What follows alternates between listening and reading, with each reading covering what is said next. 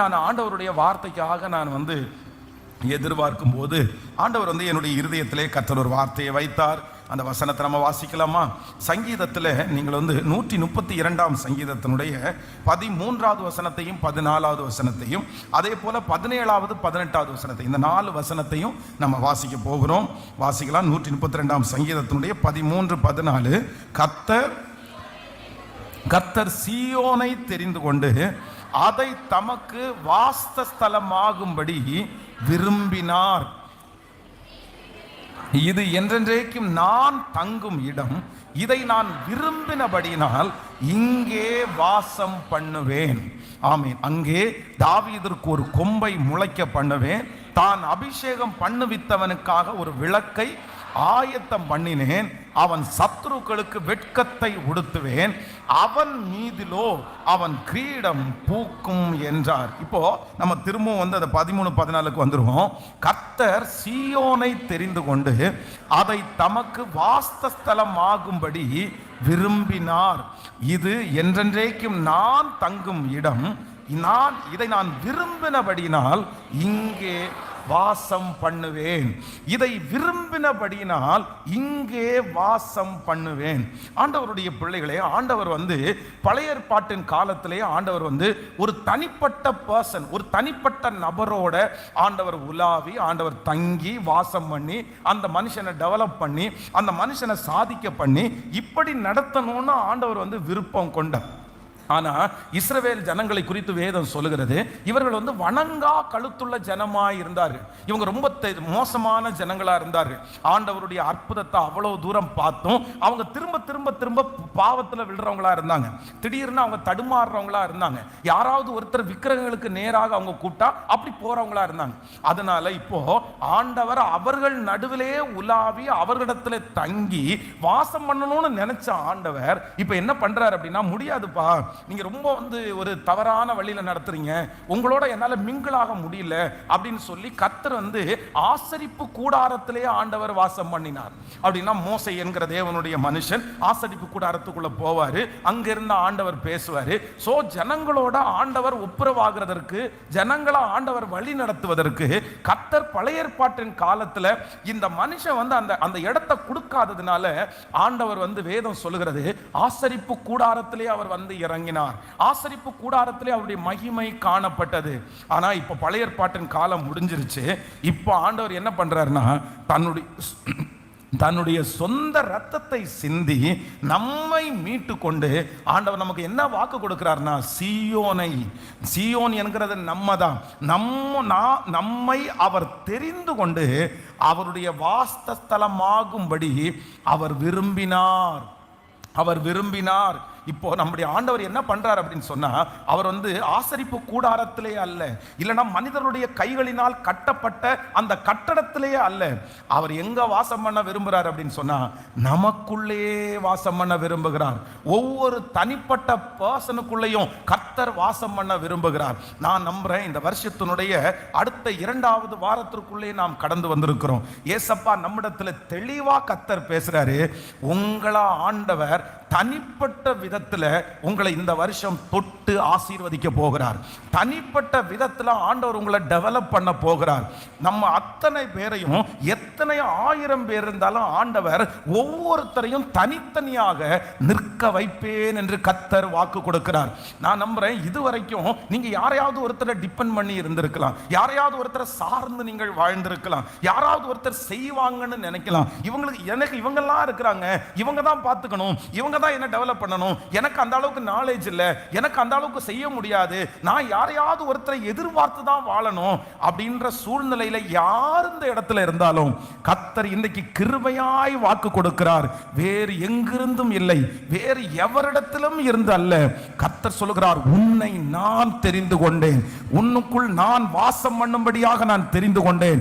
உங்களை கர்த்தர் ஆசீர்வதித்து யாருடைய டிபெண்டன்டும் இல்லாம உங்க தலைகளை கர்த்தர் உயர பண்ணி, கர்த்தர் உங்களை தைரியப்படுத்தி உங்க உங்களை கொண்டே அந்த காரியத்தை செய்து முடிப்பேன் என்று கர்த்தர் வாக்கு கொடுக்கிறார்.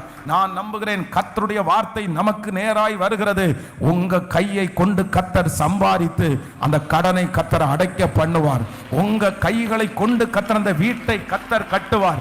உங்களை ஆண்டவர் ஆசீர்வதித்து ஒரு பெரிய மகிமைக்குள்ள கர்த்தர் உங்களை வழி நடத்துவார். அந்நியர்கள் அல்ல, சொந்தக்காரர்கள் அல்ல. கர்த்தர் சொல்லுகிறார், நான் உன்னை, கர்த்தர் உங்களை நம்புறவங்க நல்ல கரங்களை தட்டி உங்களை, சிஸ்டர் உங்க கையை ஆண்டவர் ஆசீர்வதிக்க போறாரு. பிரதர் உங்க கையை ஆண்டவர் ஆசீர்வதிக்க போறாரு. உங்களை ஆண்டவர் பயன்படுத்த போறாரு. உங்களுக்காக ஒரு பாதை திறக்க போகிறது. உங்களுக்காக ஆண்டவர் ஒரு வழியை கர்த்தர் கட்டளையிட போகிறார். உங்க வருமானத்தை ஆண்டவர் பெருக பண்ண போகிறார். உங்களுக்கு ஆண்டவர் ஞானத்தை கொடுக்க போகிறார். கர்த்தர் நம்மை கொண்டு நமக்குள்ளே வந்து நம்மளை டெவலப் பண்ணணும்னு ஆண்டவர் ரொம்ப விரும்புகிற தேவனா இருக்கிறார். உலகத்திலேயே பெரிய திருச்சபை எங்க இருக்குன்னா சியோன் அப்படின்ற இடத்துல இருக்கு. தென்கொரியா, அந்த கொரியா தேசத்துல அந்த கிட்டத்தட்ட 8 லட்சம் பேர் ஒரு ஆராதனைக்கு கலந்து கொள்வார்கள். உலகத்தில் இருக்கிற பல நாடுகளில் பார்த்தீங்கன்னா பல திருச்சபைகள் இருக்கிறது. இந்தியாவிலையும் பார்த்தீங்கன்னா, இந்தியாவில் நீங்க நார்த்துக்கு அந்த சைடு போயிட்டீங்கன்னா நிறைய திருச்சபைகள் பார்த்தீங்கன்னா லட்சக்கணக்கான ஜனங்கள் அட்டன் பண்றாங்க. 2 லட்சம் பேர் ஒரு திருச்சபையில் கலந்து கொள்கிறார்கள். இன்னொரு திருச்சபையில் 1 லட்சம் பேர் கலந்து கொள்கிறார்கள். இப்படி மிகப்பெரிய பிரம்மாண்டமான திருச்சபைகள் இருக்கிறது. அதுல உலகத்திலே இருக்கிற எல்லா நாடுகளிலும் பெரிய சர்ச் சியோனிலே இருக்குது. கொரியால சியோன்ல இருக்குது. அதனுடைய போதகர் தான் யார் அப்படின்னா பாஸ்டர் பாலியாங்கிச்சோ. அவர் தான் இருக்கிறதுலே மூத்த போதகர். அவர் தான் அந்த திருச்சபையை கர்த்தர் அவரை கொண்டுதான் அந்த திருச்சபையை ஆரம்பிச்சார். அப்போ அவருடைய திருச்சபை ஆரம்பிக்கும் போது ஆரம்பத்தில் பார்த்தீங்கன்னா கொஞ்சம் பேர் தான் இருக்கிறாங்க, ஒரு சிலர் தான் இருக்கிறாங்க. உடனே அவர் என்ன பண்ணாராமா, அவருடைய கொரியா தேசத்திலே இருக்கிற ஒவ்வொரு பணக்காரருடைய லிஸ்டையும் அவர் எடுத்தாராம். ஒவ்வொரு பணக்காரருடைய பேர்களையும் வாங்கி அந்த பேரை ஒரு பேப்பர்ல வச்சு எழுதி, ஆண்டவரே இந்த நபரை ரட்சித்து நீங்க என் சர்ச்சுக்கு கூட்டிட்டு வாங்க, இந்த நபரை எங்க ஆலயத்திற்கு கூட்டிட்டு வாங்க. அப்படியே அந்த நாட்டில் இருக்கிற பணக்காரர்கள் எல்லாருடைய பேரையும் ஒன்னொன்னா சொல்லி சொல்லி சொல்லி இவங்களை எங்க சர்ச்சுக்கு கூட்டிட்டு வாங்க அப்படின்னு தொடர்ந்து ஜெபிச்சே இருக்கும்போது ஆண்டவர் ஒரு நாள் சொன்னாராமா, நீ ஜெபம் பண்ற ஜெபம் தப்பான ஜெபம். நீ எதுக்கு இந்த மாதிரி நீ ஜெபம் பண்ற? இந்த ஜெபத்தை நீ செய்யக்கூடாது. நீ என்ன பண்ண அப்படின்னு சொன்னா, அந்த மனுஷன் இங்க கொடுக்கணும், அந்த மனுஷனை ரட்சிச்சு இங்க கொண்டு என் சர்ச்சை பிளஸ் பண்ணுங்க, எங்க ஊழியத்தை பெருக்குங்க அப்படின்னு நீ ஜெபம் பண்ணாத.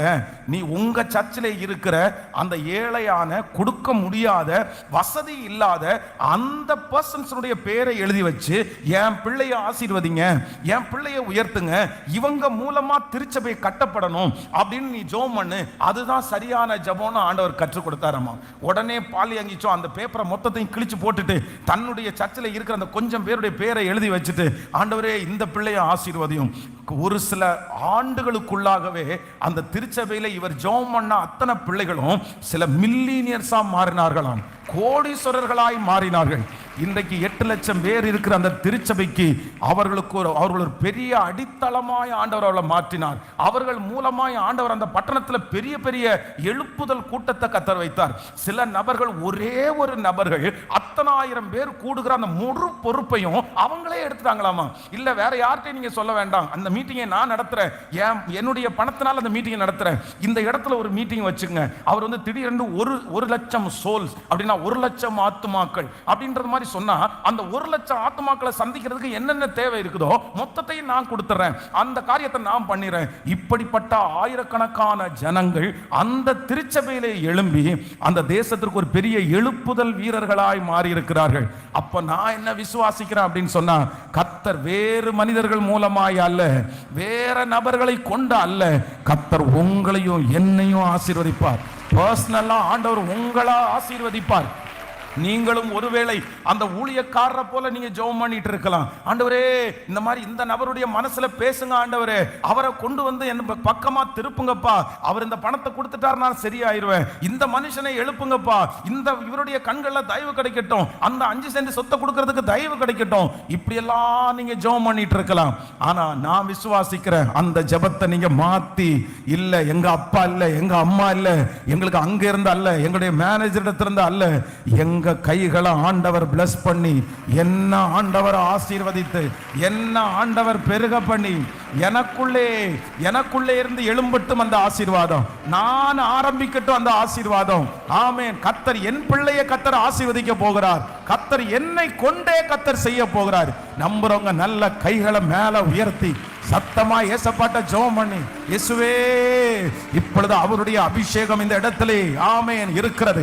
அவருடைய வார்த்தை இந்த இடத்துல கடந்து வருகிறது. பிரதர், உங்களை கொண்டுதான் கர்த்தர் யாரையோ ஒருத்தரை திரும்பி சுட்டி காட்டி கர்த்தர் டைரக்டா பேசுறாரு. இல்ல, உன்னுடைய நிலைமை இன்றைக்கு மோசமான நிலைமை என்று கர்த்தருக்கு தெரியும். இன்னைக்கு ஒரு 5 பைசா எடுக்கிறது கூட பாடு என்று கர்த்தருக்கு தெரியும். ஆனா ஆண்டவர் வாக்கு கொடுக்கிறார், வேறு எங்கும் அல்ல, நான் உன்னை ஆசீர்வதிப்பேன். உன்னை தனிப்பட்ட விதத்துல கர்த்தர் ஆசீர்வதிப்பார். ஒரு வழி உங்களுக்காய் திறக்க போகிறது. கர்த்தர் உங்களுக்காக ஒரு பாதையை கர்த்தர் திறக்க போகிறார். நீங்கள் கையிட்டு செய்கிற வேலை ஆசீர்வதிக்கப்பட போகிறது.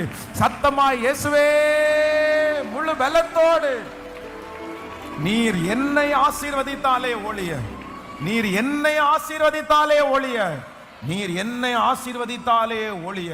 ஹல்லேலூயா.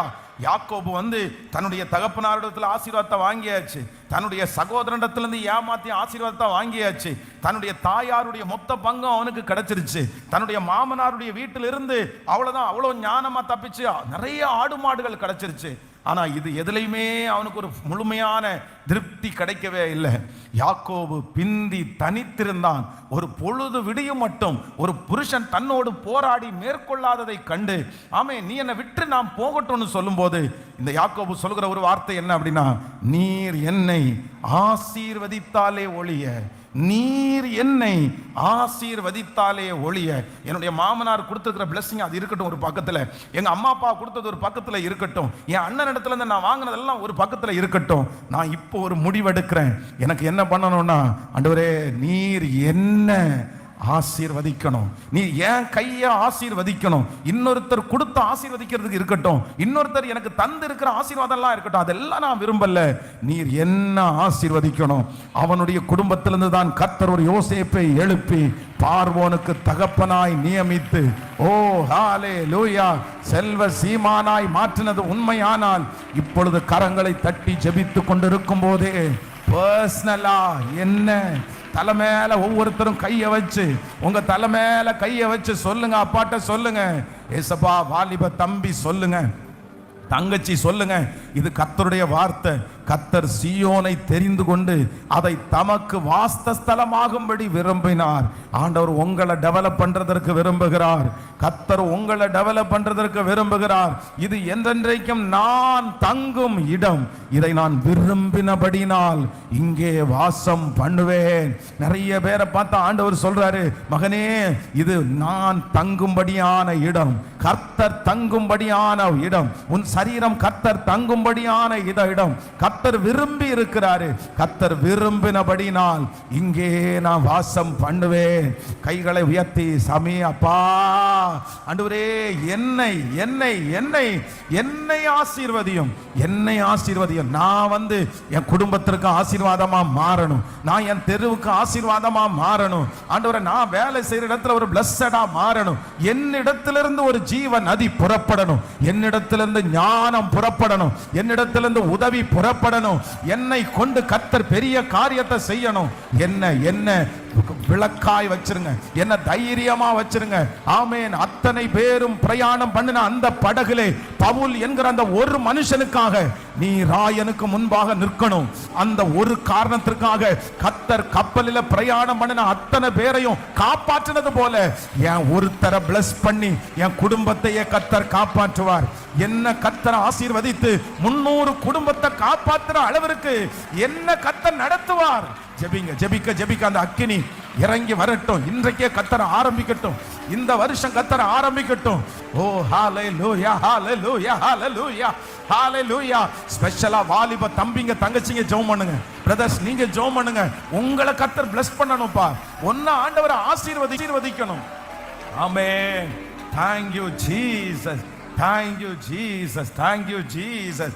ஹல்லேலூயா. அப்ப ஆண்டவருடைய பெரிய திட்டத்துல, ஆண்டவருடைய பெரிய நோக்கத்துல யார் இருக்கிறாங்க அப்படின்னு சொன்னா பர்சனலா நம்ம அவருடைய திட்டத்தில் இருக்கிறோம். ஆமென். வேதம் சொல்லுகிறது, யோசேப்பை 2 வருஷம் பானபாத்திரக்காரனுடைய தலைவன் மறந்து போனான் அப்படின்னு இருக்குது. மறந்து போனான் 2 வருஷம் சுத்தமா ஞாபகமே அவனுக்கு இல்லையாமா. எப்படி அவனுக்கு ஞாபகம் இல்லாம போயிடும்? அவனுடைய வாழ்க்கையில அவ்வளோ பெரிய காரியத்தை செஞ்சவன், ஆனா 2 வருஷம் அப்படி மறந்துட்டான். காரணம் என்னன்னா, யோசேப்பை பானபாத்திரக்காரனுடைய தலைவன் ஆசீர்வதிக்கணும்னு ஆண்டவர் நினைக்கல, பார்வோன் ஆசீர்வதிக்கணும்னு ஆண்டவர் நினைக்கல. யோசேப்பை பர்சனலா கர்த்தர் பிளஸ் பண்ணணும்னு நினைச்சாரு. நான் நம்புறேன், சிலர் மறக்கிறத குறித்து கவலைப்படாதீங்க, சிலர் கைவிடுகிறத குறித்து கவலைப்படாதீங்க, சிலர் நோ சொல்றத குறித்து கவலைப்படாதீங்க, சிலர் இருந்து உங்களுக்கு உதவி செய்யாத குறித்து கவலையப்படாதீங்க. அவங்க ஏன் நோ சொல்றாங்க, அவங்க ஏன் மறக்கிறாங்க, அவங்க ஏன் உங்களை வேண்டான்னு துரத்தி விடுறாங்கன்னா, பரம தகப்பன் உங்களுக்கு உதவி செய்ய போகிறார். பரம தகப்பன் உங்களை அங்கீகரிக்க போகிறார். பரம தகப்பன் உங்களுக்கு ஹல்லேலூயா எல்லாவற்றையும் அவர் செய்ய போகிறார். அதற்காக தான் அந்த காரியம் நடக்கிறது. அதற்காக, ஏன்னா கர்த்தர் வாக்கு கொடுக்கிறார். கர்த்தர் சீயோனை தெரிந்து கொண்டு அதை தமக்கு வாசஸ்தலமாகும்படி விரும்பினார். அவருக்கு இவ்வளோ பெரிய உன்னதமான தெய்வம், மகா பெரிய தேவனாகிய கர்த்தர் எவ்வளவு நல்லவர். இத்தனை கோடிக்கணக்கான ஜனங்கள் இருந்தும் அவரை என்ன தெரிஞ்சுக்கிட்டு என்ன டெவலப் பண்ணி எனக்குள்ள ஒரு வாசஸ்தலம் ஆகும்படி விரும்புகிற தேவனுக்கு கரங்களை தட்டி ஒரு நன்றி சொல்லுவோம். ஐயா நன்றி, ஆமென். நன்றி நன்றி, கர்த்தர் நல்லவர். ஹல்லேலூயா. கர்த்தருடைய பிள்ளைகளே, இந்த வசனம் விசேஷமாக யார் இந்த இடத்துல ரொம்ப அழகா வர்றா அப்படின்னா, தாவீது. அங்கே தாவீதிற்காக ஒரு கொம்பை நான் முளைக்க பண்ணுவேன், நான் அபிஷேகம் பண்ணுவித்தவனுக்காக ஒரு விளக்கை ஆயத்தம் பண்ணினேன். அப்போ இது என்ன அப்படின்னு சொன்னா, இந்த தாவீதிற்கு ஆண்டவர் சொல்லுகிற வார்த்தை, தாவீதிற்கு ரிசம்பலா அவருடைய பிள்ளைகளாகிய நமக்கும் ஆண்டவர் சொல்லுகிறார். அப்போ இதே அதிகாரத்தில் பார்த்தீங்கன்னா 2வது வாசித்த 17வது 18வது வசனத்தில் ஒரு 3 விதமான ஆசீர்வாதங்களை ஆண்டவர் இந்த தாவீதுக்கு வைக்கிறார். ஸோ ரொம்ப ரொம்ப சீக்கிரமா ரொம்ப துரிதமா இந்த 3 காரியத்தையும் உங்களுக்கு சொல்லி நான் உங்களுக்காக ஜெபிக்க போறேன். கைகளை அசைத்து ஒரு ஹல்லேலூயா சொல்லலாம். ஆமென். நம்ம ஒவ்வொருத்தரையும் பர்சனலா ஆண்டவர் டெவலப் பண்றதுக்கு கர்த்தர் நினைக்கிறார். இந்த 2026 உங்களை தனித்துவப்படுத்த போகிறார். ஆமென். 1000 பேர் மத்தியிலே நீங்கள் தனித்துவமாய் மாற போகிறீர்கள். உங்கள் சொந்தங்கள் மத்தியிலே கர்த்தர் உங்களை தனித்துவப்படுத்தி கர்த்தர் நிறுத்த போகிறார். ஒவ்வொருத்தரையும் கர்த்தர் ஸ்பெஷலா கர்த்தர் அனௌன்ஸ் பண்ண போகிறார். கர்த்தர் ஆண்டவருடைய வெளிச்சம் உங்கள் மேல் தனிப்பட்ட விதத்திலே பிரகாசிக்க போகிறது. நீங்கள் தனியாக, எல்லாருடைய கண்களுக்கும் தனியாக வடிவமைக்கப்பட்டு காண்பிக்கப்பட போகிறீர்கள். நீங்கள் ஸ்பெஷலாய் பார்க்கப்பட போகிறீர்கள். எல்லாருடைய கண்களும் உங்களுக்கு நேராய் திரும்புவதற்கு ஆண்டவர் ஒரு வட்டம் போட்டு கர்த்தர் உங்களை காண்பித்து, ஹாலே இது நடக்கும், விசுவாசிக்கிறவர்களுக்கு நடக்கும். இது தீர்க்க தரிசனமான வார்த்தை, இது தீர்க்க தரிசனமான வார்த்தை. அப்படியே ஆண்டவர் செய்வாராக. ஹல்லேலூயா. ஒரு பெரிய கூட்டம் வரும்போது உலகத்தில் இருக்கிறவர்கள் தனித்தனியாய் சந்திக்கிறதுக்கு விரும்பவே மாட்டாங்க. ஏன்னா அவங்களுக்கு டைம் யோசிப்பாங்க, எப்படி சந்திக்கணும்னு முடியாது அவங்களால. அதனால 1000 பேருக்கு மொத்தமாக அடிச்சு விடுவாங்க. எத்தனை பேர் வராங்க, கூட்டத்தை பார்த்தாங்கன்னா கூட்டத்துக்கு எல்லாருக்கும் மொத்தமாக தான் வரும். அந்த இடத்துல இண்டிவிஜுவலாக தனிப்பட்ட ஒரு பர்சனுக்கு அங்கே அனுமதியே கிடையாது. அந்த நபர் உள்ள வரவே முடியாது. ஆனால் ஆண்டவரை பொறுத்த வரைக்கும் அப்படி கிடையாது. நம்முடைய தேவன் 1,00,000 பேர் வந்தாலும் 1 கோடி பேர் வந்தாலும் தனித்தனியாய் அவர் சர்வ வியாபி, அவர் சர்வ வியாபி. இந்த வருஷம் நீங்க அதை பார்ப்பீங்க. இந்த வருஷம் கர்த்தர் உங்களை தனியா கர்த்தர் கொண்டு நிறுத்துறத நீங்க பார்ப்பீங்க. கர்த்தருடைய வருகை தாமதிக்கும்னா இந்த வருஷத்தினுடைய கடைசியில நீங்க சாட்சி சொல்லுவீங்க. என்ன சாட்சி சொல்லுவீங்கன்னா, கர்த்தர் என்ன கொண்டே கர்த்தர் செய்தார், என்னுடைய கரத்தை கொண்டே ஆண்டவர் செய்தார், என்னுடைய ஞானத்தை கொண்டே ஆண்டவர் செய்தார், என்னை கொண்டு ஆண்டவர் செய்கிறதற்கு வல்லவர். ஹல்லேலூயா.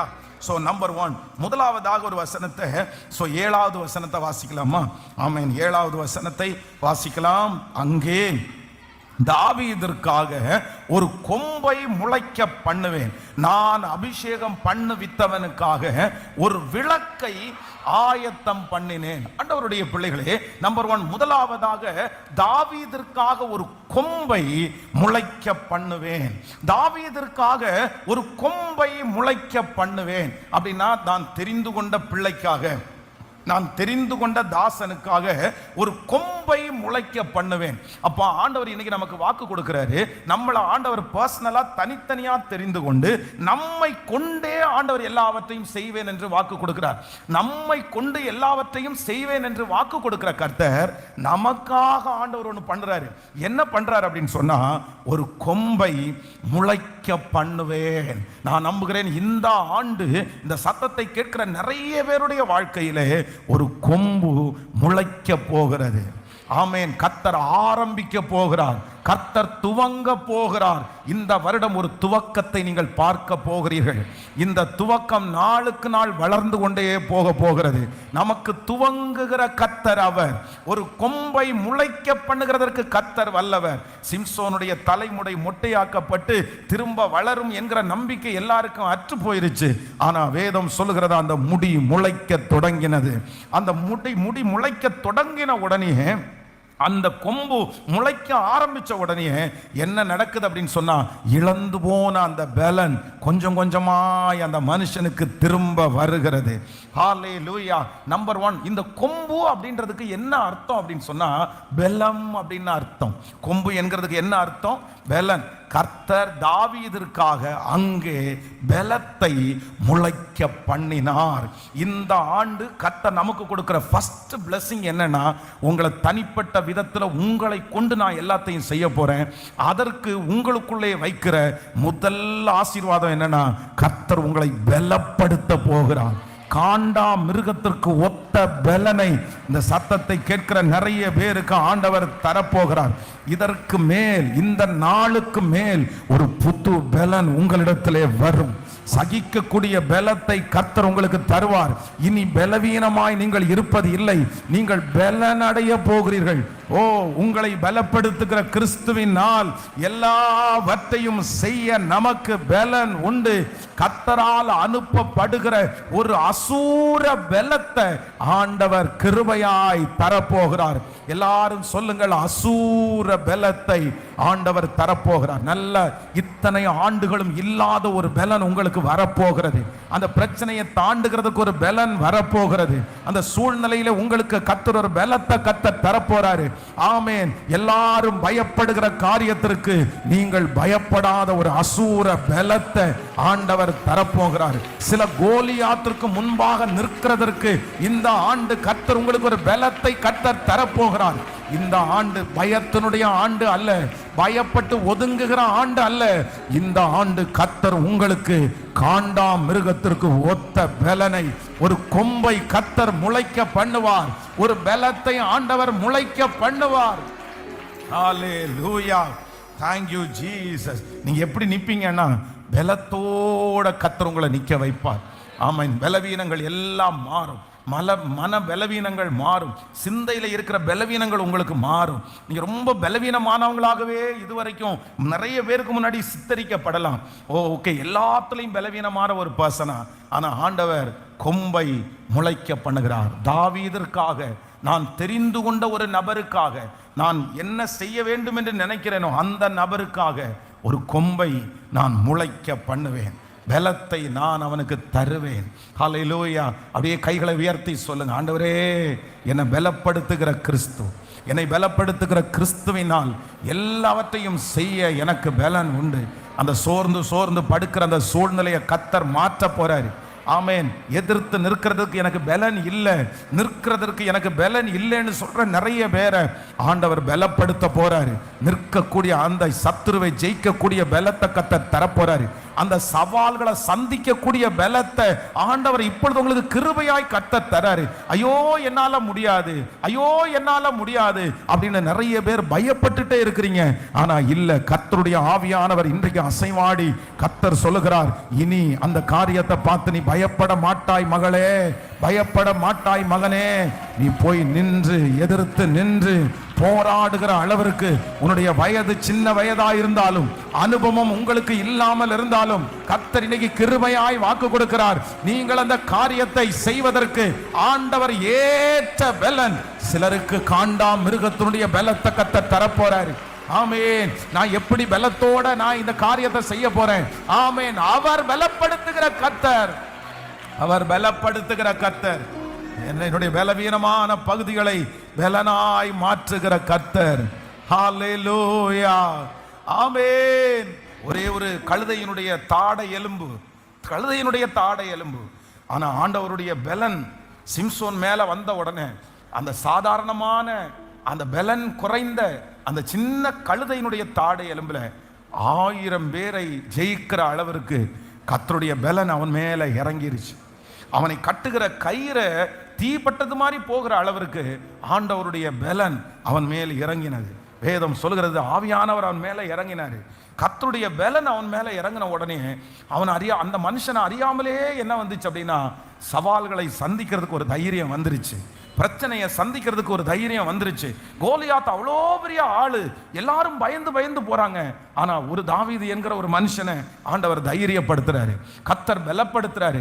ஆண்டவருடைய பலன் தாவீதுக்குள்ள வந்த உடனே கோலியாத்தை பார்த்து எல்லாரும் பின்னாடி போனாலும் தாவீது பின்னாடி போகல, அவன் முன்னாடி கடந்து போனான். நான் நம்புறேன், இந்த ஆண்டு உங்களுக்கு விரோதமாய் எவ்வளவு பெரிய கோலியாத்துகள் வந்தாலும், எவ்வளவு பெரிய பார்வோனுடைய சேனைகள் உங்களுக்கு விரோதமாய் வந்தாலும், கிழக்கத்தி புத்திரர், தெற்கத்தி புத்திரர், இப்படிப்பட்ட நிறைய மனிதர்கள் உங்களுக்கு விரோதமாய் வந்தாலும், அத்தனை பேரும் பயந்து பின்னாடி எடுத்தாலும் உன்னதமானவருடைய பலன் உங்களுக்கு இந்த ஆண்டு கிடைக்க போகிறது. இந்த வருஷத்துல உன்னதமானவருடைய பலத்தை ஆண்டவர் தரப்போறாரு. அந்த காரியத்தை தைரியமா நீங்க நின்று அதை தாண்டி தைரியமா செய்து முடிக்கிறதற்கு, தைரியமாய் வெற்றி அடைவதற்கு காண்டா மிருகத்திற்கு ஒத்த பலன் கர்த்தர் தைரியப்படுத்துகிறார். இந்த ஆராதனை நேரத்தில் நிறைய பேரை கர்த்தர் பலப்படுத்துகிறார். சொல்லுங்க, இயேசுவே பலப்படுத்தும். ஹல்லேலூயா. உங்களை அறியாமலே ஒரு பலன் இந்த வருஷம் உங்களுக்குள்ள கிரியை செய்கிறத நீங்க உணர போறீங்க. நீங்க உங்களை பார்த்து நீங்க ஆச்சரியப்படுவீங்க, நான் இவ்வளவு பலசாலி கிடையாது, நான் இவ்வளவு பலம் உள்ளவன் கிடையாது, நான் ஏன் இப்படி பலனானே.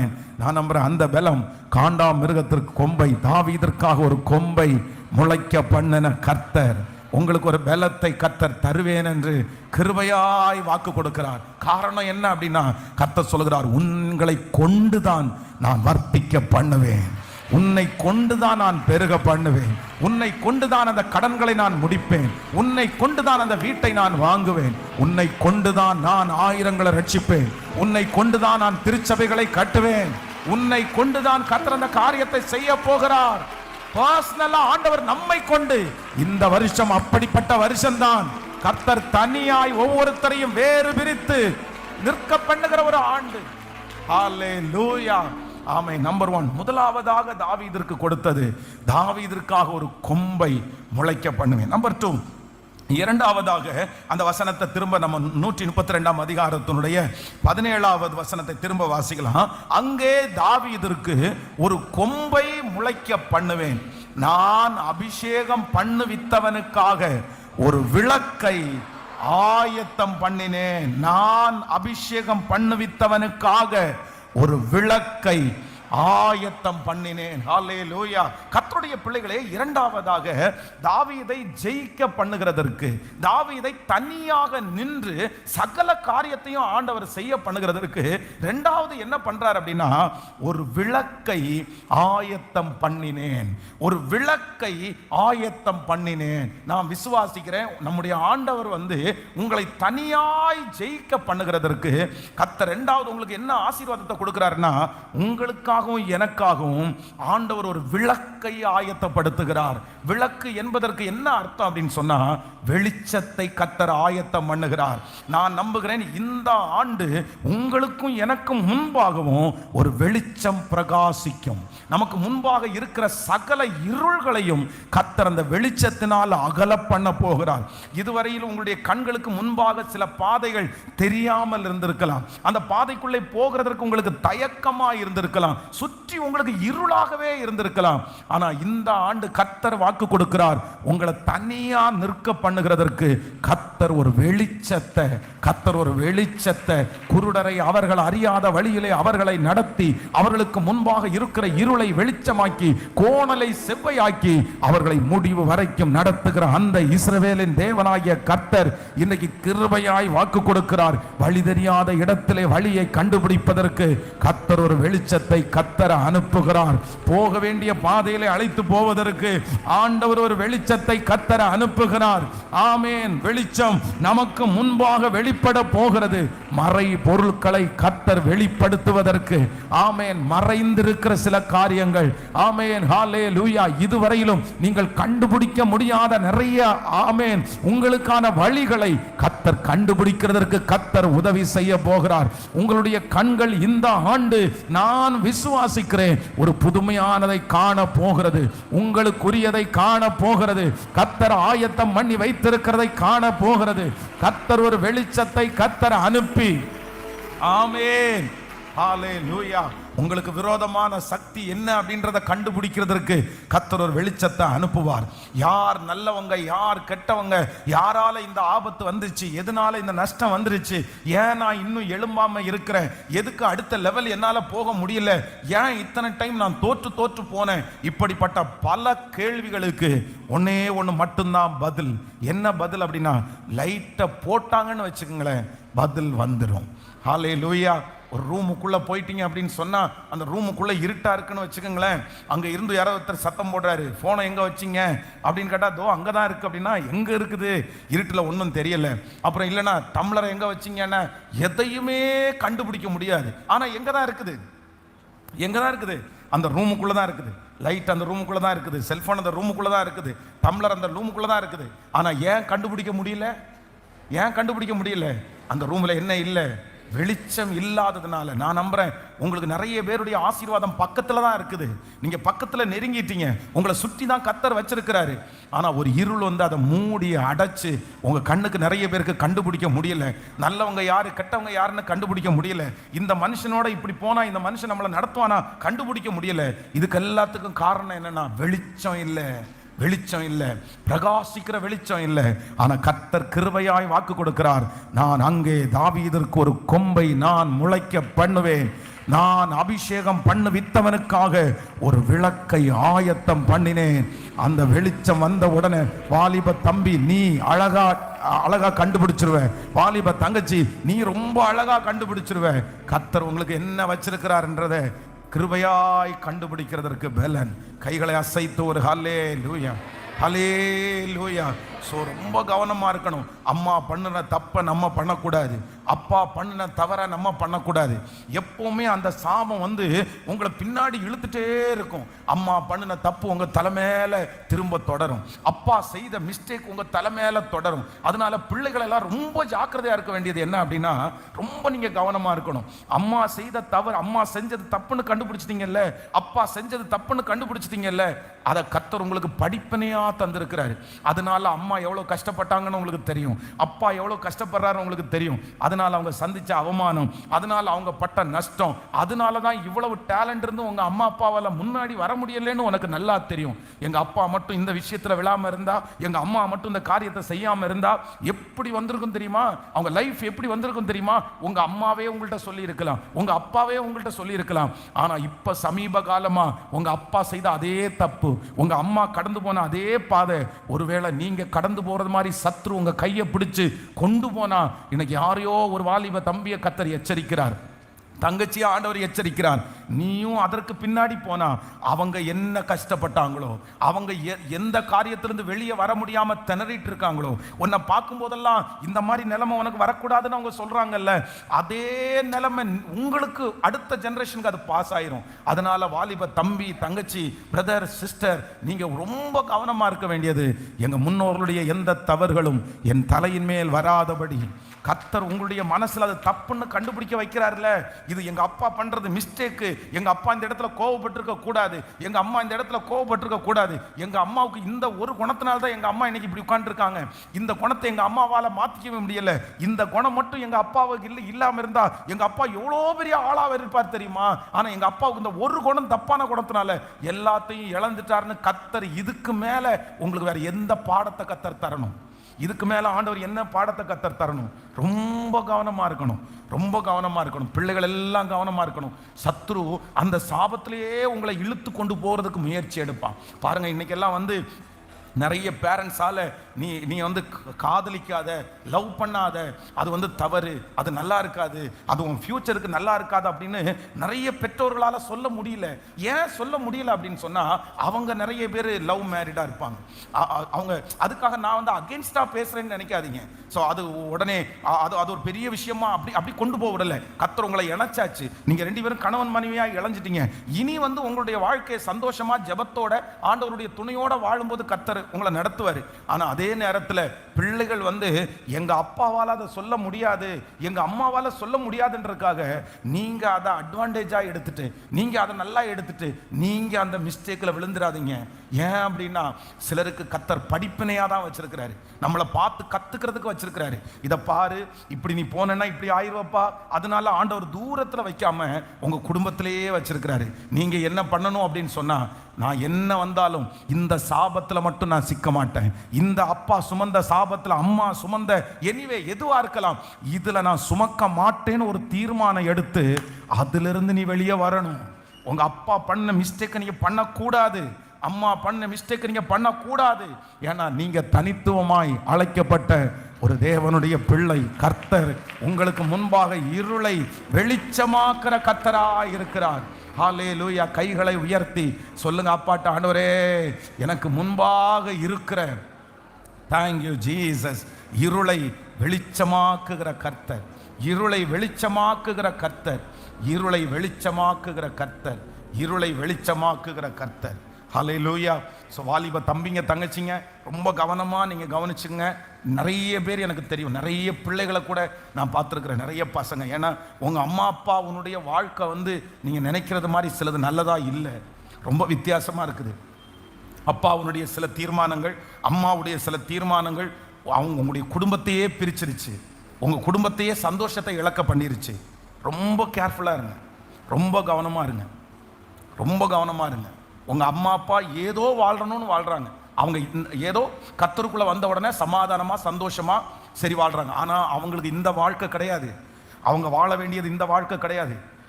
அவங்களுக்கு ஆண்டவர் வச்சிருந்த ஒரு மகிமையான வாழ்க்கை, கர்த்தர் அவங்களுக்கு வச்சிருந்தது பெரிய மாணிக்கத்தை கர்த்தர் வச்சிருந்தாரு.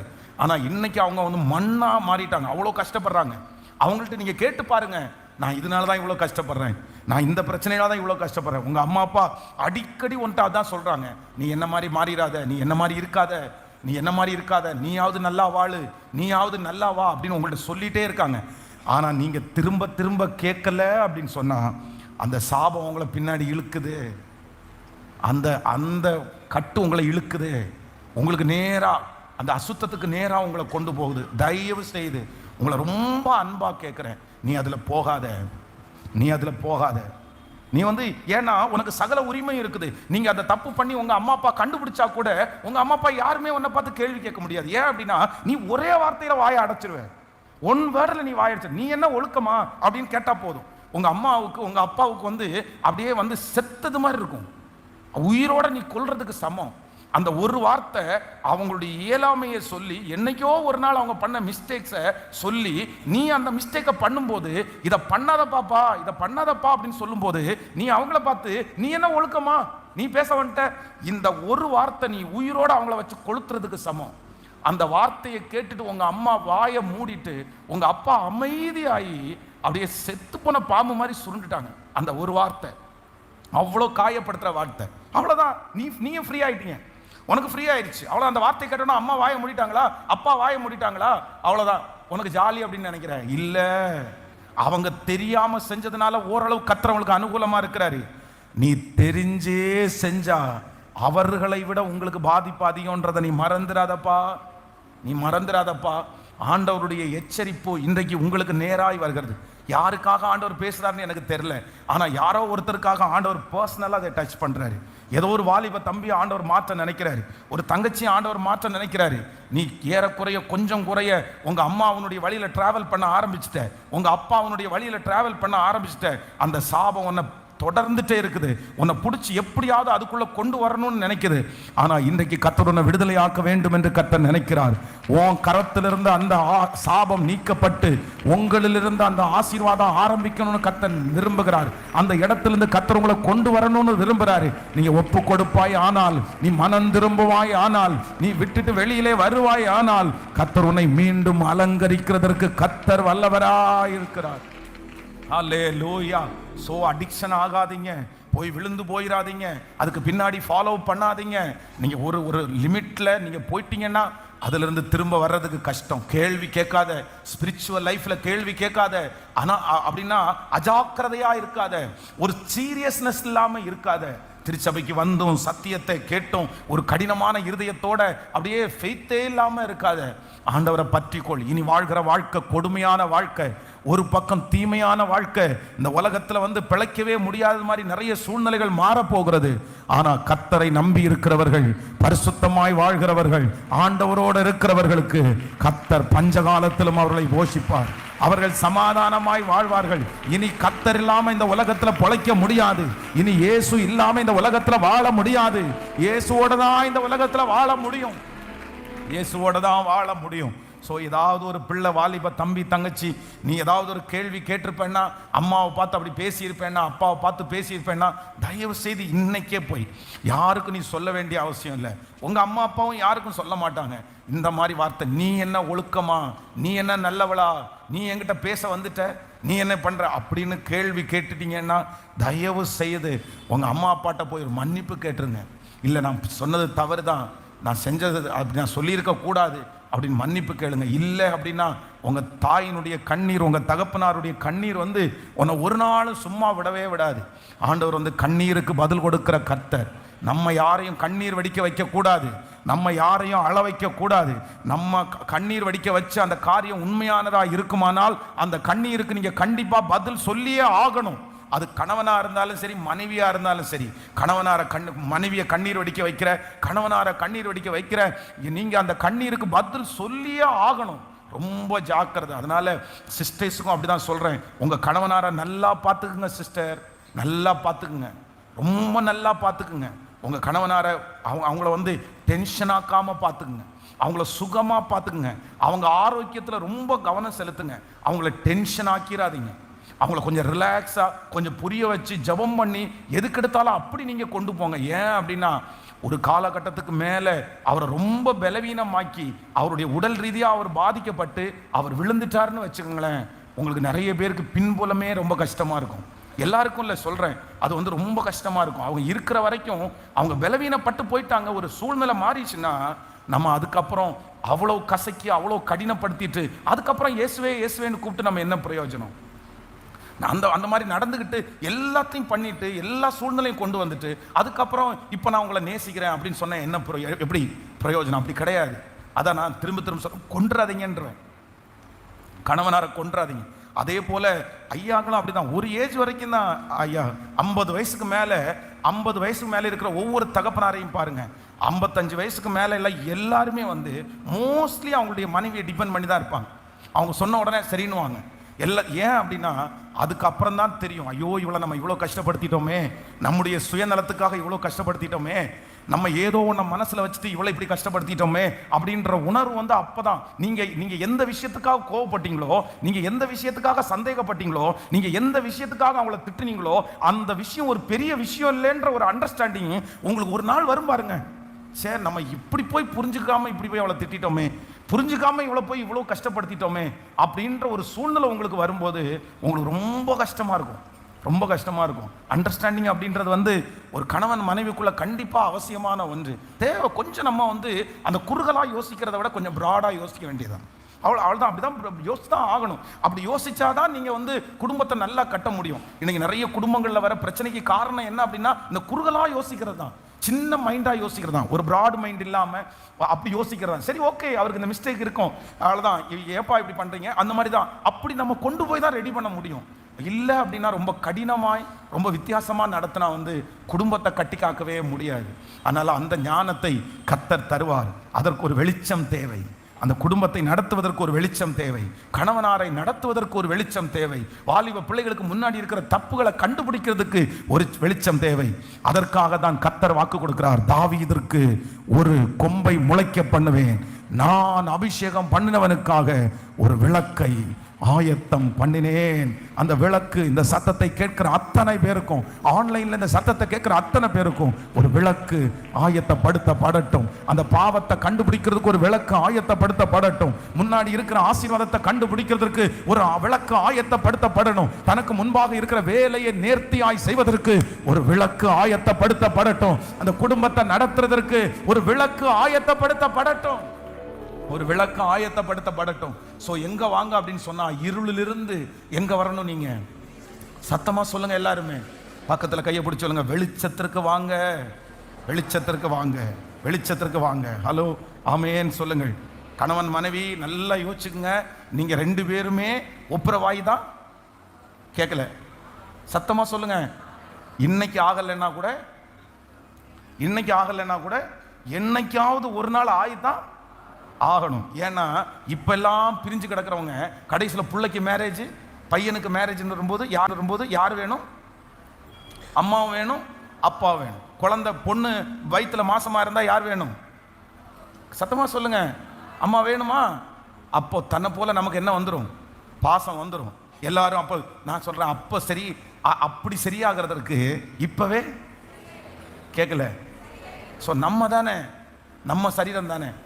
உங்க சரீரத்தில் நீங்க எத்தனை மிஸ்டேக் பண்றீங்க, எத்தனை தவறு பண்றீங்க. நீங்க வந்து நான் எங்கேயாவது ஒரு இடத்துல போய், நானாயா மோசமான ஆளியா, நேற்றுக்கே இதை செஞ்சேயா, நேற்றுக்கு இந்த தப்பு பண்ணையா அப்படின்னு எங்கேயாவது போய் சொல்றீங்களா? ஹலோ, சொல்றீங்களா? உங்களை குறித்து நீங்க இன்னைக்கு ஏதோ மேனேஜருக்கு விரதமா ஒன்று பண்ணிட்டீங்கன்னு வைங்களேன், நாளைக்கு போய் எல்லாருக்கும் முன்னாடி நின்று நான் மேனேஜருக்கு முன்னாடி இப்படி பண்ணேன் சொல்லுவீங்களா? முடிஞ்ச வரைக்கும் என்ன பண்றீங்க? அதை மறைச்சு அதை ரெடி பண்ணி நீங்க சரி பண்ண பாக்குறீங்க. ஏன்? அது யார் சரீரம்? சொல்லுங்க, உங்க சரீரம். நீங்க வாழ்ந்துதான் ஆகணும், நீங்க இருந்துதான் ஆகணும், நீங்க மன்னிச்சுதான் ஆகணும், நீங்க ரெடி பண்ணி தான் ஆகணும். ஏன்னா உங்க சரீரம் அது. இதே போலதான் யாரும், கணவனாரும் உங்க சரீரம், மனைவியும். சத்தமா சொல்லுங்க. எத்தனை நாள் முறைச்சிருக்க போறோம்? எத்தனை நாள் ஈகோ பார்க்க போறோம்? எத்தனை நாள் அவ பெருசா நான் பெருசான்னு பார்க்க போறேன்? அட போப்பா, விடுப்பா, என்ன உங்ககிட்ட தான் நான் தாழ்ந்து போறேன், என்கிட்ட தான் நீ தாழ்ந்து போற. ஒரு கணவன் மனைவிட்ட தாழ்ந்து போறதோ, ஒரு மனைவி கணவன்கிட்ட தாழ்ந்து போறதை குறித்து அதை ஈகோவா பாக்குறீங்க அப்படின்னா நீங்க இன்னும் ரட்சிக்கவே படலைன்னு அர்த்தம். நீங்க இதுக்கு பைபிளை மூடிட்டு வீட்டிலே உட்காந்துக்கலாம். எப்படி அப்போ சொந்த மனைவி சொந்த சரீரத்தினிடத்துல வந்து என்ன, எத்தனையோ பேர் எப்படி வாழ்றாங்க, எப்படி எல்லாமோ வாழ்றாங்க. ஆனா நீங்க அது எப்படி இப்படி இருக்கான்? அதனால ஆண்டவருடைய பிள்ளைகள் வந்து ஒரு நாள் விட்டுருங்க, பரவாயில்ல. நான் என்ன சொல்றேன்னா, அந்த டென்ஷனை சுமக்கிற வரைக்கும் நமக்கும் உங்களுக்கும் தலைவலி தான். ஒப்புரவாகாம ஒரு வீட்டில் சண்டையோட உட்கார்ந்து இருந்தா எப்படி இருக்கும் நினைச்சு பாருங்க. ஓ ஐயோ, அப்படி டென்ஷனா இருக்காது. ரொம்ப என்ன இப்படி இருக்கிறீங்க, நீங்க எல்லாம் ரொம்ப ஜாலியா இருப்பீங்க போல தெரியுது. சண்டை போட்டா பரவாயில்லப்பா, நான் தனியா ஹோட்டல்ல சாப்பிட்டுட்டு இருப்பேன், அவ பாட்டுக்கு வீட்டில் செஞ்சு கொடுக்குற ரசத்தை எத்தனை நாள் சாப்பிட்றது அப்படின்னு பிரதர்ஸ் கொண்டிருக்க மாதிரி இருக்குது. அப்படி இல்லை, அது ரொம்ப கஷ்டமான வந்து. அதனால ஒன்றும் இல்லை, சரி பரவாயில்ல போப்பா, நீ தானே. இந்த வார்த்தை எப்பவுமே உங்களுக்குள்ள இருக்கணும். அதான் எனக்கு வேதத்துல ஒரு லைன் வந்து பிடிக்கும். எதுனா, யூதா அந்த தாமார் என்கிற அந்த மனுஷியை பார்த்து என்ன சொல்றான்னா, என்னை பார்க்கலும் நீ உத்தமி, என்ன பார்க்கல நீ நல்லவப்பா, என்ன பார்க்கல நீ நல்லவா. ஒவ்வொரு கணவனும் தன்னுடைய மனைவியை மனசு வெளியே சொல்லாட்டா கூட மனசுல என்ன நினைக்கணும்னா, என்ன விடாவா. கேட்கல, ஐயோ என்ன சத்தமே வரமாட்டேங்குது நிறைய பேருக்கு. பிரதர் என்ன பார்க்கலாம், என்ன அவ சும்மா கத்திட்டே கிடப்பா, வேற என்ன பண்ண போறா, வேற ஒண்ணு இல்லை, என்ன பார்க்கலாம். அதே மாதிரி ஒவ்வொரு மனைவியும் தன்னுடைய கணவனார் பத்தி என்ன சொல்லுது, அவரை கம்பேர் பண்ணும்போது 10 பேரை கம்பேர் பண்ணும்போது என்ன விட அவரு, நானாவது கத்துன்னு கத்திட்டு இருக்கிறேன், அவர் அமைதியா போறாரு. என்ன பார்க்கலாம். இந்த ஒரே ஒரு வார்த்தை உங்க மனசளவில் இருந்துச்சுன்னா நீங்க குடும்பமா சந்தோஷமா வாழ்வீங்க. ஆமென். ஸோ ஒவ்வொரு கணவனும் ஒவ்வொரு மனைவியும் பைபிள்ல மேலே எழுத வைக்க வேண்டியது என்ன அப்படின்னா, என் கணவன் என்னை பார்க்கலும். கேட்கல, என்னை விட அவர் பரவாயில்லம்மா. அதே மாதிரி கணவன் ஒவ்வொருத்தரும் எப்படி எழுதணும் தெரியுமா, என்ன பார்க்கலும். நீங்க செய்யற நிறைய மிஸ்டேக்ஸ் வந்து அவங்க செய்யறதே இல்லை. அதே போலதான் நீங்க பண்ற நிறைய மிஸ்டேக் அவங்க பண்றதே இல்லை. ஆனால் ஏற்றத்தாழ்வுகள் இருக்கும்போது அப்படி போயிட்டோம்னா இந்த வருஷம் உங்களுக்கு எப்படி இருக்கும்னா, தேவரீர் தாவீதிற்காக கர்த்தர் நான் அபிஷேகம் பண்ணினவருக்காக ஒரு விளக்கை இதெல்லாம் எங்க தெரியும் அப்படின்னு சொன்னா, அந்த விளக்கு எனக்காக எரியும் போது தான் எனக்கு தெரியும். நான் என்னை பலிபீடத்திலிருந்து உங்களை பிளஸ் பண்றேன். உங்க எல்லாருக்கும் ஒரு விளக்கை கர்த்தர் ஆயத்தப்படுத்து. ஒரு வாலிப தம்பிக்கு ஒரு விளக்கு, ஃபர்ஸ்ட் ஒரு பலத்தை கர்த்தர், ஒரு கொம்பை கர்த்தர் முளைக்க பண்றாரு. ரெண்டாவது ஒரு விளக்க உங்களுக்காக ஆயத்தப்படுத்துறாரு. இந்த வருஷம் நான் ரெண்டாவது ஒரு பிளஸிங் உங்களுக்கு தர்றேன். ஒன்று, கர்த்தர் உங்களை பர்சனலா கர்த்தர் உங்களை கொண்டே கர்த்தர், நீங்க இன்னொரு மரத்தை டிபெண்ட் பண்ணி அல்ல, நீங்க ஒரு மரம் கர்த்தர் நட்டார். இந்த மரத்தை கர்த்தர் வளர்த்துகிறார். இந்த மரத்திற்கு கிளைகள் வருகிறது. இந்த மரத்திற்கு கீழே அநேக ஜீவராசிகள். ஹல்லேலூயா. பர்சனலா ஒவ்வொருத்தரையும் தனிப்பட்ட விதத்துல அப்பா இந்த வருஷம் நடத்த போறாரு. உங்களை கொண்டே கர்த்தரை செய்து முடிக்க போறாரு. நீங்க தானே சிஸ்டர் கை நீட்டி கடன் வாங்குறீங்க, நீங்க தானே பிரதர் கை நீட்டி கடன் வாங்குறீங்க. உங்களை கொண்டே அதை திருப்பி கொடுக்க வைப்பார். உங்களை கர்த்தர் அப்படி பிளஸ் பண்ணுவார். நீங்க பயப்படாதீங்க. ஆண்டவர் உங்க கூட இருக்கிறார். அவர் பரம வைத்தியர், அவர் பரம டாக்டர், அவர் பெரிய செல்வந்தர். அவர் அதனால உங்களை ஆண்டவர் பிளஸ் பண்ணுவார். ஆண்டவர் நம்மளை தனிப்பட்ட விதத்துல கர்த்தர் நடத்துறதற்கு முதல்ல கர்த்தர் நமக்கு கொடுக்கிற ஆசீர்வாதம், தேவரீர் எனக்கு கொம்பை முளைக்க பண்ணுவார். நம்பர் 2, இரண்டாவதாக கர்த்தர் எனக்காக ஒரு விளக்கை கர்த்தர் ஆயத்தப்படுத்துவார். வாலிப தம்பி தங்கச்சி எல்லாருக்கும் என்ன வேணும்? ஒரு விளக்கு. இந்த விளக்கு எரிஞ்சிட்டே இருந்துச்சுன்னா, அதான் தேவாலயத்தில் இருக்கிற விளக்கு எரிஞ்சது மாதிரி ஸ்தோத்திரம், அந்த ஆண்டவரோடு உள்ள உறவு அந்த விளக்கு எரிஞ்சிட்டே இருந்துச்சுன்னா, ஏதாவது ஒரு பையன் தப்பா உங்களோட அப்ரோச் பண்ண வந்தா கூட கண்டுபிடிச்சிருவீங்க. உள்ளுக்குள்ள என்ன இருக்குது வெளியே என்ன இருக்குன்னு கண்டுபிடிச்சிருவீங்க. ஏன்னா இன்னைக்கு இருக்கிறது மொத்தமும் வேஷம், இன்னைக்கு இருக்கிற மொத்தமும் நடிப்பு, ரொம்ப நடிப்பு. வாலிப தம்பி தங்கச்சிங்க ரொம்ப கவனமா இருக்கணும். மொத்தமும் நடிப்புப்பா. உன்னை நேசிக்கிறது மாதிரி நடிப்பான், உனக்கு வாங்கி கொடுக்கறது மாதிரி நடிப்பாங்க. ஐயோ, பின்னாடி விஷம் உள்ளுக்குள்ள இருக்கும். அது எப்ப தெரியுமா? அவன் என்ன, அந்த பையன் அந்த பொண்ணு என்னத்துக்காக உங்களிடத்துல அப்ரோச் பண்றாங்களோ அந்த காரியம் முடிஞ்சிருச்சுன்னு வச்சுங்களேன், அவனுடைய உண்மையான ரூபம் அப்ப தெரியும்பா. உன் சரீரத்திற்கு ஆசைப்படுறானா, உன் கூட சரீரத்துல அவன் உடன்படிக்கை தொட்டுட்டான்னு வச்சுங்க, அதுக்கப்புறம் அவன் யாருன்னு தெரியும். அடுத்து உன்னுடைய பணத்துக்காக ஆசைப்படுறாளா, உங்ககிட்ட காசை கறக்குறாங்க பாருங்க, உன்கிட்ட காசு இல்லைன்னு தெரியுது பாருங்க, அன்னைக்கு அவங்களுடைய தெரியும். அதனால எதுக்காக வர்றாங்களோ அது கிடைச்சிச்சுன்னா, அதை அடைஞ்சிட்டாங்கன்னா, அதுக்கப்புறம் உங்களை ஒரு பேப்பர் மாதிரி தூக்கி போட்டுருவாங்க. ரொம்ப ஜாக்கிரதை. வெளியூர்ல இருந்து உள்ளூர்ல படிக்கிற, கோயம்புத்தூர்ல படிக்கிற, வெளியூர்ல படிக்கிற தங்கச்சி, உன்னை ரொம்ப அன்பா கேட்கிறேன், கவனமா இரு சாமி, கவனமா இரு. உங்க அப்பா இல்ல, உங்க அம்மா இங்க இடத்துல இல்ல. நீ சொல்றதான் உங்க அப்பா நம்புவாங்க, நீ சொல்றதா உங்க அம்மா நம்புவாங்க. நீ தனியா இருக்க, நீ தனியா இருக்கிறதுனால நீ எப்படி வேணாலும் வாழலாம்னு நினைக்காத. நீ யாரோட வந்தாலும் தெரியாதுன்னு நீ நினைக்காத. யாரையாவது பேசும்போது உனக்கு தெரியாதுன்னு நினைக்காத. எல்லாருடைய கண்ணையும் நீ மறைச்சிட்டு உன்னுடைய லைஃபை நீ நாசம் பண்ணிட்டு இருக்கிற. உன் லைஃபை நீ நாசம் பண்ணிருக்க. இப்போ உனக்கு தெரியாது. இது ஒரு பெரிய பிரச்சனையா வந்து உனக்கு முன்னாடி வந்து உன்னால இதுல இருந்து வெளியவே வர முடியாதுன்ற ஒரு சூழ்நிலையில உனக்கு ரொம்ப ஆபத்தா மாறிடும். நீ எல்லாருக்கும் மறைச்சிடுற. இல்ல, அவங்களுக்கு தெரிஞ்சதுனால எதுவும் பண்ண போறது இல்ல, அவங்களுக்கு எல்லாம் மறைக்கிற. ஆனா உன் லைஃப் கர்த்தருடைய சமூகத்துல இருக்கணும். நீ விழுந்துராத, நீ போயிடாத, ரொம்ப ஜாக்கிரதையா இரு, ஏமாந்துராத. நீ வந்து பசங்களும் இன்னைக்கெல்லாம் ரொம்ப பழக்கமாயிருச்சு. சிட்டியில வந்து பசங்க பிள்ளைங்க பேசுறது, பசங்க பிள்ளைங்க வந்து பைக்ல போறது, சாட் பண்றது, இதெல்லாம் ரொம்ப ஈஸியாயிருச்சு. ஏன்னா எல்லாரும் அப்படிதான் பண்றாங்க. உன் காலேஜ்ல வந்து 40 பேர் இருந்தா 35 பேர் அப்படி இருக்கலாம். ஆனா நான் என்ன நம்புறேன்னா, அந்த 39 பேர் இருந்தா கூட அந்த ஒருத்தருடைய லிஸ்ட்ல நீ இரு மகன், அதுதான் சாட்சி. அப்படிதான் நீ இருக்கணும். வேண்டாம், அது வேண்டாம். நீ எல்லார்ட்டையும் சந்தோஷமா பழகு, அது தப்பு இல்லை. பசங்கள்கிட்ட பேசுறது தப்புன்னு சொல்லல, பிள்ளைங்கள்ட்ட பேசுறது தப்புன்னு சொல்லல. நல்ல சந்தோஷமா கண்ணை பார்த்து பேசி பழகு.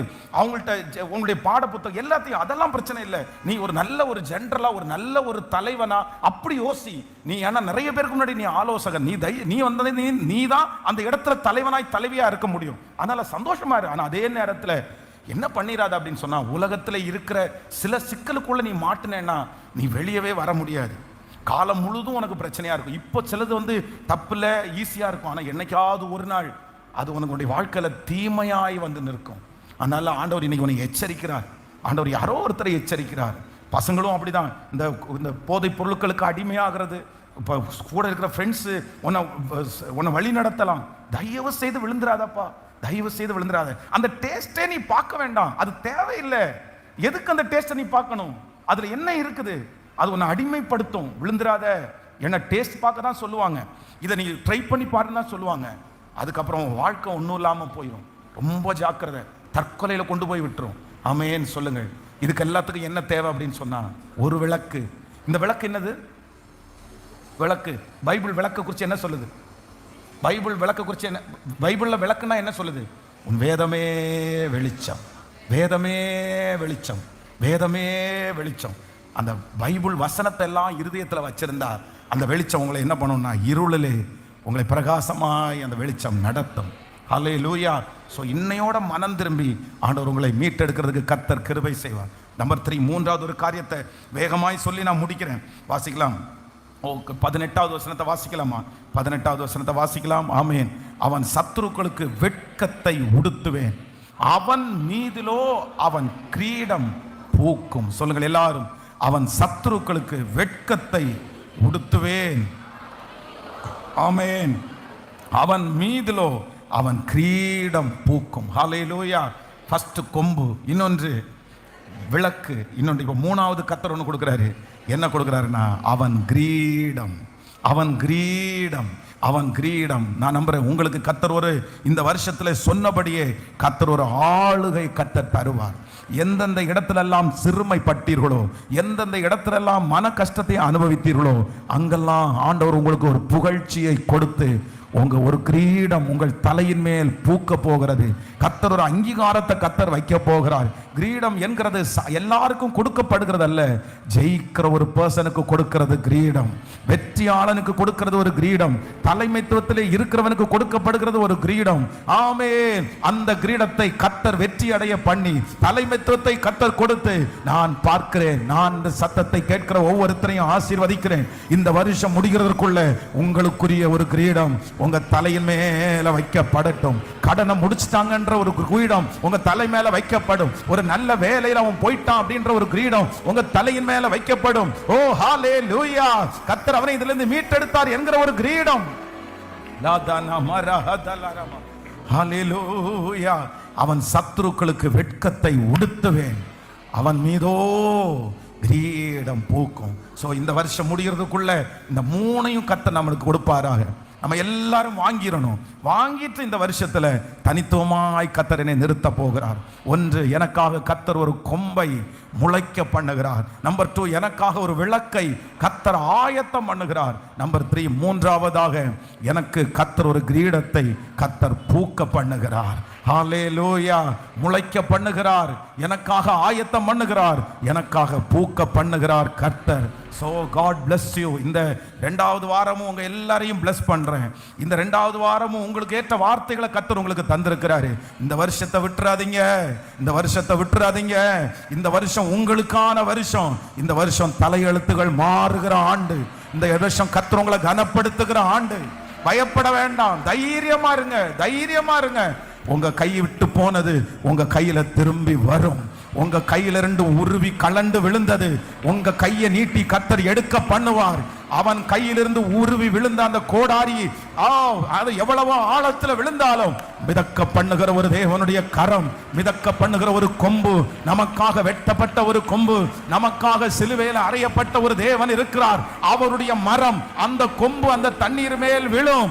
அப்பொழுது ஆமென், இழந்து போன அந்த இரும்பு மிதக்கும். நீங்க கையை நீட்டி எடுப்பீங்க பிரதர், கையை நீட்டி எடுப்பீங்க சிஸ்டர், கையை நீட்டி எடுப்பீங்க.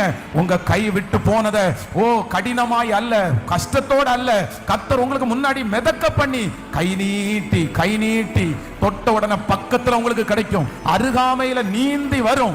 உங்க பக்கத்துல கர்த்தர் நீந்தி வர பண்ணுகிறதற்கு வல்லவர். ஹல்லேலூயா. எழும்பி நிற்கலாமா எல்லாரும்? Thank you Jesus, thank you Jesus. கர்த்தர் என்னை தெரிந்து கொண்ட கர்த்தர். பட் ஆமென், என்னை தெரிந்து கொண்ட கர்த்தர், என்னை செலக்ட் பண்ணின கர்த்தர், என் மூலமாய் என்னை கொண்டு. சிஸ்டர், நீங்க வீட்டில் இருக்கிறதுக்காக நீங்க என்னமோ சாதாரணமான ஒரு பெண்மணியா நினைக்காதீங்க. நான் நம்புறேன் கர்த்தர் உங்களை ஜெபிக்க வைப்பார். இந்த வருஷம் உங்க ஜெபத்தின் மூலமா உங்க குடும்பம் கட்டப்படும். விசுவாசிக்கிறீர்களா? விசுவாசிக்கிறீர்களா? வீட்டில் இருக்கிற அம்மாங்களால இந்த வருஷம் வீடு கட்டப்பட போகுது. இந்த செய்தி எனக்குரியது இல்லைன்னு சொல்லாதீங்க, எல்லாருக்கும் உரியது. நீங்க முழங்கால் படி போடுவீங்க, உங்க பிள்ளை மனம் திரும்பும். நீங்க முழங்கால் படி போடுவீங்க, அந்த கடன் அடைக்கப்படும். கர்த்தர் ஒவ்வொருத்தரையும் பர்சனலா இந்த வருஷம் கர்த்தர் என்ன பயன்படுத்த போறாரு? கர்த்தர் என்ன பயன்படுத்த போறாரு சொல்லுங்க. இந்த வருஷம் கர்த்தர் என்ன பயன்படுத்த போறாரு? என்ன பயன்படுத்த போறாரு? ஆண்டவரே, ஒவ்வொருத்தருக்கும் ஒவ்வொரு வெற்றி, ஒவ்வொருத்தருக்கும் ஒவ்வொரு வெற்றி. ஹல்லேலூயா. வாலிப தம்பிங்க தங்கச்சிங்க எல்லாருக்காகவும் நான் வந்து பிளஸ் பண்ணி உங்களுக்காக நீ முடிச்சு ஜெபம் பண்றேன். நீங்க எல்லாரும் தனிப்பட்ட விதத்துல உனக்குன்னு ஒண்ணு வேணும் மகன், உனக்குன்னு ஒண்ணு வேணும். நீ யாரை, உங்க அப்பா தர்றது இருக்கட்டும், உங்க அம்மா தர்றது இருக்கட்டும், அதெல்லாம் விட்டுருங்க, அதெல்லாம் அவங்க கொடுக்கறது. ஆனா உனக்குன்னு கர்த்தர் ஒன்ன உங்கள்கிட்ட ஆண்டவர் கேட்டா, உன்னை என்ன பிளஸ் பண்ணேன்னு கேட்டா நீ சொல்லணும், என் தேவன் எனக்கு இதெல்லாம் தந்திருக்கிறார், இதெல்லாம் தந்திருக்கிறார். அதனால பர்சனலா நீ பிளஸ் ஆகணும். ஆமென். அப்பா கார்ல போறதுக்கு ஒரு காரியம், அப்பாவுடைய பைக்கை ஓட்டுறது ஒரு ஆசீர்வாதம், ஓகே, பிளஸிங், அதெல்லாம் தப்புன்னு சொல்லல. அப்பாவுடைய பிசினஸ்ல கண்டினியூ பண்றது அது ஒரு பிளஸிங், தப்பு இல்லை, அதெல்லாம் ஒண்ணு இல்லை. ஆனா உங்க பார்த்துக்கு என்ன பண்ணீங்க? உங்களை ஆண்டவர் என்ன ஆசீர்வதிச்சாரு? நீங்க உங்க பிள்ளைகளுக்கு சொல்றதுக்கு என்ன வச்சிருக்கீங்க? என்ன வச்சிருக்கீங்க? உங்க அப்பா உங்களுக்கு பைக் கொடுத்து நீ ஓட்டுறா, இதை நான் சம்பாரிச்சது ஓட்டுறா அப்படின்னு சொல்றாரு. நீங்க அப்பாவோட இதுல இருந்துடக்கூடாது. அப்பாவுக்கு நம்ம ஹெல்ப், நான் ஒரு நாள், நீ ஒரு நாள் கார் வாங்கணும் மகன், அந்த கார்ல யாரை உட்கார வைக்கணும்னா, டாடி ஒரு கார் வாங்கியிருக்கேன், வாங்க டாடி உட்காருங்க. ஒரு வீடு ஒன்று கட்டுறதுக்கா டாடி, பேசுறீங்களா, வந்து பார்க்குறீங்களா, நீங்கள் வந்து பார்த்துட்டு ஓகே சொன்னீங்கன்னா வாங்கிடலாம் டாடி. அந்த மாதிரி நீங்கள் என்னைக்கு பேசுவீங்க? பேசணும். இதுதான் இன்னைக்கு கர்த்தருடைய வார்த்தை. ஏன்னா கர்த்தர் உன்னை அப்பாவை ஆசீர்வதிப்பேன்னு சொல்லலை, கர்த்தர் உன்னையும் நான் ஆசீர்வதிப்பேன், சந்ததியை நான் ஆசீர்வதிப்பேன். அப்பாவை மட்டும் இல்லை, உங்களை பிளஸ் பண்ணுவாரு. அதனால ஒவ்வொருத்தரையும் இண்டிவிஜுவலா, அதனால சிஸ்டர்ஸ் என் கணவனாருடைய பின்னாடியே ஒளிஞ்சிருக்கிறேன் அப்படின்னு சொல்லக்கூடாது. ஆமே, நீ எத்தனை நாள் ஒளிஞ்சிருக்கிறீங்க வெளியே? அதுக்காக அவர் ஓவர் டேக் பண்ணி நீங்க வெளியே வரணும்னு சொல்லலை. நீங்க சொல்லணும், என் ஜெபத்தினால தான் என் குடும்பம் நடக்குதுன்னு நீங்க சொல்லணும். எல்லாருமே அந்தந்த இடத்துல தனித்தனியா நீங்க பயன்படணும், தனித்தனியா பயன்படணும். இன்னைக்கு கர்த்தர் இந்த வருஷம் உங்களை தனித்தனியா பயன்படுத்த போறாரு. உங்களால முடிஞ்ச ஏதாவது ஒண்ண நீங்க செய்யணும். ஒவ்வொருத்தரும் சைன் பண்ணணும், ஒவ்வொருத்தரும் வாழணும், ஒவ்வொருத்தரும் வெற்றி அடையணும். இந்த உலகத்துல யாருமே வீணா போக கூடாது.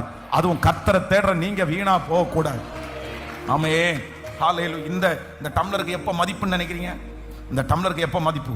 உருவாக்கும் போது மதிப்பா? மேனுஃபேக்சரிங் பண்ணும்போது மதிப்பா? இந்த டம்ளருக்கு எப்ப மதிப்பு தெரியுமா? இதுல தண்ணி ஊத்தி நான் குடிக்கும் போது தான் இந்த டம்ளருக்கு மதிப்பு. ஏன்னா இது எதுக்காக உருவாக்கப்பட்டுச்சோ அந்த நோக்கம் சொல்லுங்க, அதான் இந்த டம்ளருக்கு கொடுக்க பெரிய கனம். ஆனா இது காசு கொடுத்து இது செலவு பண்ணிட்டு இது பயனே இல்லாம ஒரு இடத்துல இருந்துச்சுன்னா எதுக்கு? அது எதுக்கு? பிரயோஜனமே இல்லை. அது பயன்படணும். நீங்களும் பயன்படணும், நீங்களும் அவன் சேர்ந்து பாடலாமா? நம்பிக்கை இல்லாத நிலையானாலும் விசுவாச எண்ணிலை குறைவானாலும் எனக்குள்ள அற்புதர் இருக்கிறார், அதிசயம் செய்வார், நான் கலங்க மாட்டேன். எனக்குள்ளே இருக்கிற இயேசு பெரியவர். நல்ல சந்தோஷத்தோட கரங்களை தட்டி ஆமே.